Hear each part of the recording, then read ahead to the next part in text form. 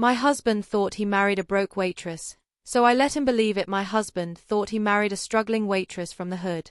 For 3 years, I let him believe it. I scrubbed floors, clipped coupons, wore thrift store clothes, and complained about grocery prices, while billions quietly sat in my bank accounts. I didn't do it to deceive him out of cruelty. I did it because I wanted one thing money had never given me before: real love. If you've ever been underestimated, judged by appearances, or forced to hide who you truly are just to be accepted, this story will hit different. My name is Destiny, and for the past 3 years, I've been living a lie. The inheritance no one expected. When I was 18, my grandmother passed away. She didn't leave me jewelry or a house. She left me an empire.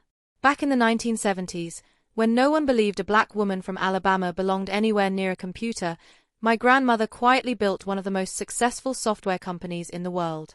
While the world overlooked her, she rewrote it. And when she died, she left everything to me. Overnight, I went from a college freshman worried about student loans to a billionaire with more zeros than I could count. Forbes wanted interviews. Investors wouldn't stop calling. But I didn't want fame. I wanted normal. So I did the unthinkable. I hired executives to run the company, locked my wealth into trusts, and erased myself from the public eye. Destiny, the billionaire, disappeared. Destiny, the waitress, was born. Falling in love while pretending to be poor, I got a job at a small diner called Mama's Kitchen, rented a tiny apartment in a working-class neighborhood, and learned how to live like money didn't exist. And that's where I met Anthony. He walked into the diner one rainy morning, clean-cut, corporate, wearing a suit worth more than my monthly rent.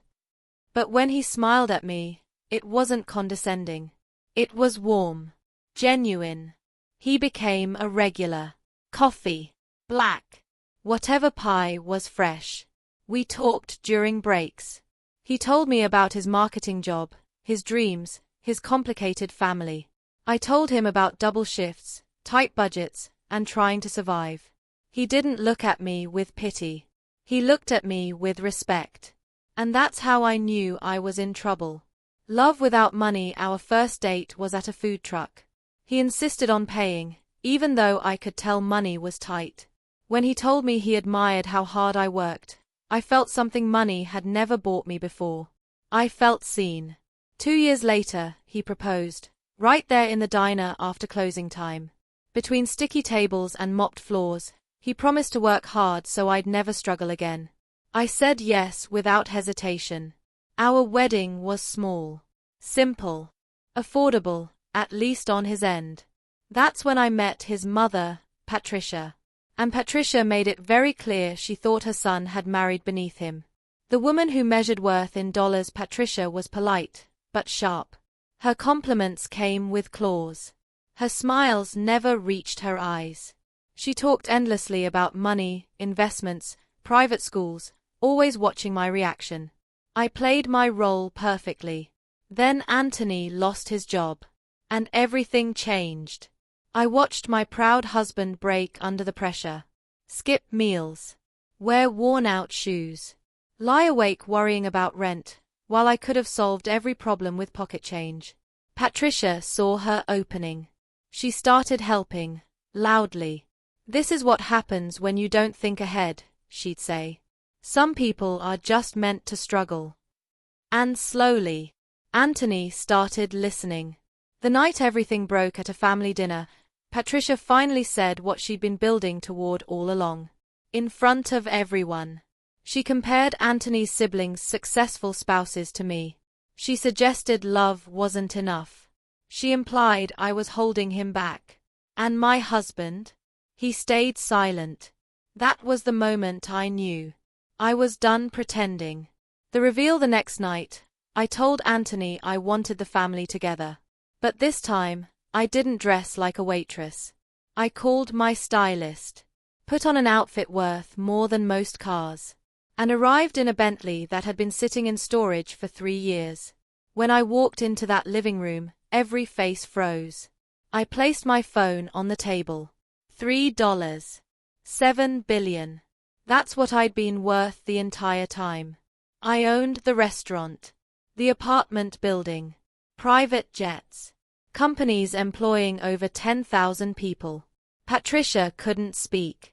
Anthony couldn't breathe. I looked them all in the eye and said, "You were right about one thing. Some people are meant for different lives. You just got the wrong person." The truth that changed everything: I didn't hide my money because I was ashamed. I hid it because I wanted to know who would love me when I had nothing. Anthony proved he could provide.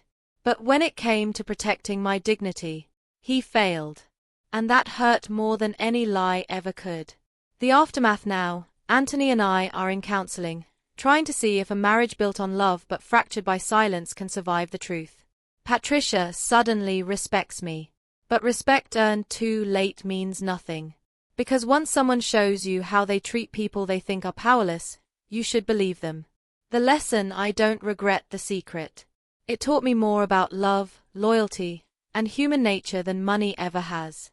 True love isn't about wealth. It's about who stands up for you when the world tries to tear you down. And I will never again make myself small so someone else can feel big. What would you have done in Destiny's place? Would you have revealed the truth sooner, or waited even longer? Drop your thoughts in the comments. Like, subscribe, and follow for more real stories that remind us you never truly know the people closest to you.